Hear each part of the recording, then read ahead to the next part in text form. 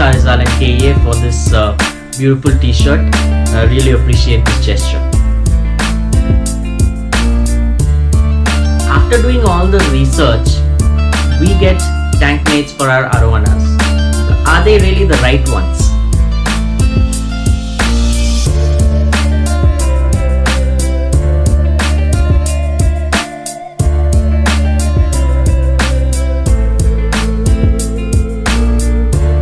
Guys, Abhishek here from AV Studio, and today it's going to be a very quick one, hence I thought I'll just do it as a casual video for you guys, and because a lot of you have asked me about what really did the Stingray do to my Arowana, and let's talk about that, and also let's spend a little time trying to understand how do we go about having a peaceful coexisting community tank. So before we get started, if you haven't already subscribed to my channel, then please go ahead and hit the subscribe button and don't forget to hit the bell icon. Okay, so as you guys know, I got this very beautiful albino pearl stingray, and generally I like keeping my Arowanas with stingrays, and this particular tank would have been a really good one because it would have two nice and exotic water pets. One would be the crossbelly Arowana and the other one would be the albino stingray. And the reason why I say that it would have been is because obviously that didn't work out for me. And a lot of you have been actually asking me that what did the stingray do to the Arowana? Now, I'm not too sure why this assumption that the stingray would do something to the Arowana. Now, my point is, why not the other way around? Is it so unheard of?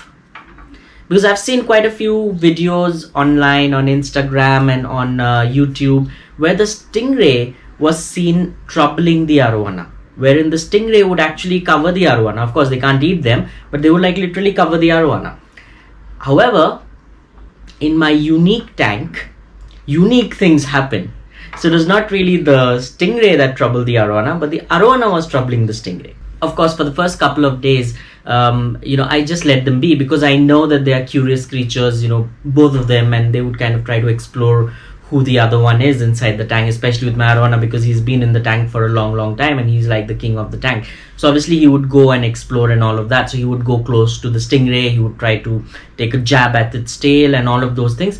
But I considered that to be, a bit playful and also the curiousness of something new coming into the tank. So I let them be for a couple of days. And then I used to observe them very carefully, and I would see that the Arowana would once in a while go take a jab at the stingray. And over a period of time, it seemed that it was getting quite a lot, where the stingray was actually going up on the glass of the aquarium and just sticking out there, trying to avoid the Arowana as much as he could, and was getting really stressed. So there was one particular day when I spent some time observing these guys. That's when I saw the Arowana was almost about to bite the eye of my albino stingray. Now that was like it for me, that I couldn't take a chance any longer of having the Arowana be so aggressive towards the stingray. So what I did immediately is that I took out my albino stingray and moved him to the Elkindo Arowana tank, because the Elkindo has stayed in the past with my Thousand Island Stingray, so which means obviously he's more accustomed to having a tank mate, and especially a tank mate of this kind. So I moved him over.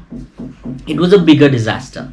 I mean, like within 5 minutes he was almost going to bite off the discs of this tiny albino stingray. I didn't have a choice. I immediately took out the stingray, kept him in a round bucket kind of a thing with the oxygen and trying to maintain the temperature and so on and so forth. My initial reaction was, should I get a small tank made immediately, like a 2.5 feet tank, and then put him in there? And I did speak to one of the guys as well who kind of helps me out with my aquariums and all of those, and asked him to build a quick tank. However, within about 5 minutes I realized, why put another tank? Rather, why not put a partition in the crossbelly tank and keep the stingray in there, at least to start off with? Because a new tank would mean, again, filtration, oxygen, and a whole lot of things. Whereas my crossbelly tank was already a settled, established tank, and he was all this while in that water and was doing absolutely fine. So I just put him back, got an acrylic partition, and I'm showing you pictures and videos of how they are at the moment. In the partitions on the left hand side is my Arowana, where I've given him about 3.5 feet space, and about 1.5 feet space to my Stingray. And don't bother too much about how dirty this tank is. It's actually not dirty, it's a lot of algae in there, and I'm going to be cleaning it today in the evening. So anyway, so this is how they are at the moment, and obviously I've spoken to whoever I bought this from, and I've asked him to find somebody who could take the albino stingray, because obviously this is not, as far as I'm concerned, this is not the ideal way to keep fish in partitions. So here's where we are. So they are in a partition. They are okay now, obviously, because they're in a partition. They're eating well. They're both good, no problem at all. But it can't stay this way for long. So coming to the point that how do we really select these tank mates? I've seen a lot of other people who've kept tinfoil barbs or even flat tails. They've had trouble. Now, what do you really do in such situations? Of course, a lot of us speak about the fact that these are carnivorous fish, so hence they should be well fed. So, but in my case, the crossbelly was always well fed, and I generally feed my crossbelly till the time that he stops eating. So Arowanas generally know how much they can, and they will never overeat, or at least that's what I know of the fish that I have always had. So I generally ensure that they are well fed, so that the hunger causes them to bring out their carnivore nature, and they could probably cannibalize their own, or they could fight with or eat what is there in the tank already, which is edible, or at least harm the tank mates that are there. So obviously that didn't work for him, because obviously he was well fed, still he went after the stingray. Same applies to the elkindo.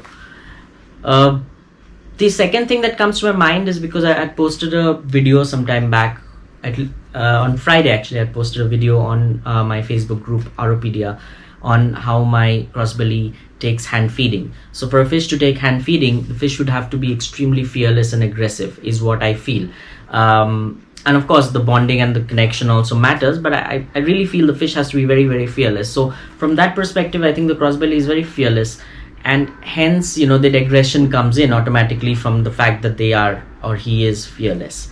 So that could be a reason. Also the fact that he's been in the tank for a long time and he's like the king of the tank, and suddenly you bring in somebody else, so they are also territorial. So there could be multiple reasons why it didn't work out for me. Now obviously one of the ways to introduce tank mates into a fish tank, especially when there is an Arowana, is probably introduce all of them together, which is fine. But in my case, that's not going to happen, because I am not going to take the risk of taking my crossbelly out of the tank and then putting the stingray in there and then putting the crossbelly back. I mean, I don't know, it's too much of a risk in my opinion. I wouldn't want to manhandle my fish. Like in one of my previous videos, I said my elkindo has been in this tank for the last almost 2 years, and I don't generally like moving them around. So clearly it looks like community tanks are not for me. Or maybe I have to do a lot more research to be able to figure out whether I can make a community tank. And I always love stingrays.